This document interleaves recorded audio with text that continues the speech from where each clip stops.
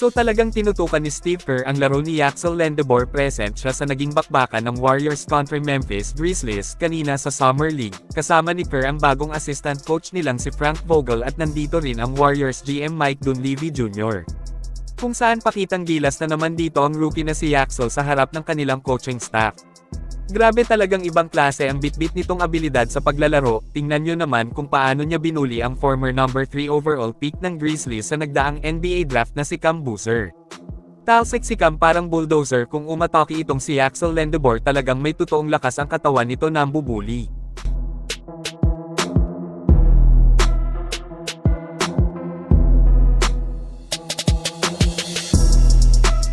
Hindi lang isang beses kundi dalawang beses niyang pinatalsik si Cam Boozer dito naman sa play na ito.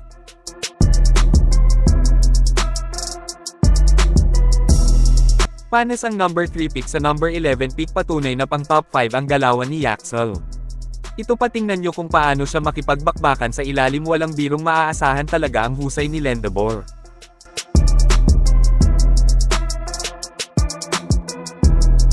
Kayong mga kaibigan, ano ang masasabi nyo tungkol sa galing na ipinapakita ngayon ng Warriors rookie na si Yaxel Lendebor sa Summer League?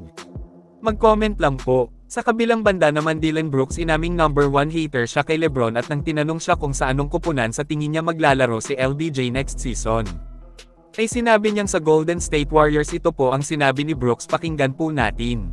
This is me saying, LeBron, come back for one more year. Come back for You one know more what I'm year. saying? Come back for one more year, man.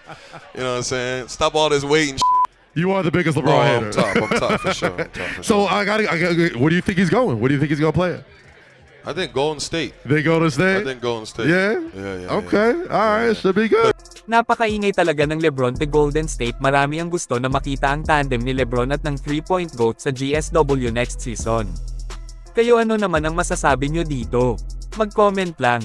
Ngunit bago tayo magpatuloy ay subukan nyo pong maglaro sa NotGo. Hindi ito isang sugal, hindi mo kailangang maglabas ng kahit isang sentimo na puhunan para kumita, mga kaibigan. Magsipag lang sa paglalaro, gawin ang daily task na hinihingi, ay kikita ka kahit nasa bahay lang. Ang maganda sa NotGo ay mabilis ang pag-withdraw, hindi kagaya sa ibang laro. E-click lang ang link na nakapin sa comment section. Maraming salamat po.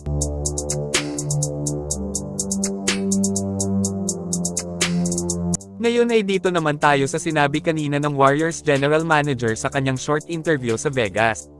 Tungkol po ito sa kung ano ang dapat na aabangan ng mga fans ng Warriors ngayon summer sa team nila para sa paghahanda ng lakas sa susunod na season.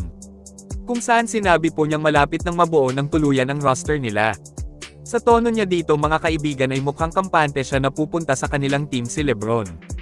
Niping tagumpay na para sa GM ng Golden State. Well, tingnan na lang natin kung anong team ang mapili ni LBJ para ipagpatuloy ang paglalaro niya sa liga next season.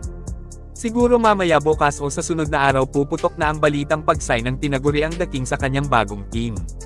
Maraming magandang senyales na nagtuturong sa Warriors sa sanib si LeBron para makasama sina Steph Curry at Draymond Green. Sobrang exciting na ang lahat ng mga fans sa magiging duo ni Curry at LBJ sa Dubs. Paniguradong napakasaya ito. Hindi ito malilimutan ng lahat kapag nangyari. Kayo, mga kaibigan, naniniwala ba kayo na sa Warriors magsasign si LeBron James? E-comment lang po yan sa ibaba at akin pong babasahin yan. Is there any lingering pieces of business that's floating out there that you feel like you have to take care of before you can put the summer to bed? Yeah, I think we're getting close to finalizing the roster here, so we're looking forward to that finish point. Maybe Draymond Green, maybe, and we'll see beyond that. We'll see. Yeah, we'll see. We shall see. Thanks a lot, Mike. Appreciate you. Take care.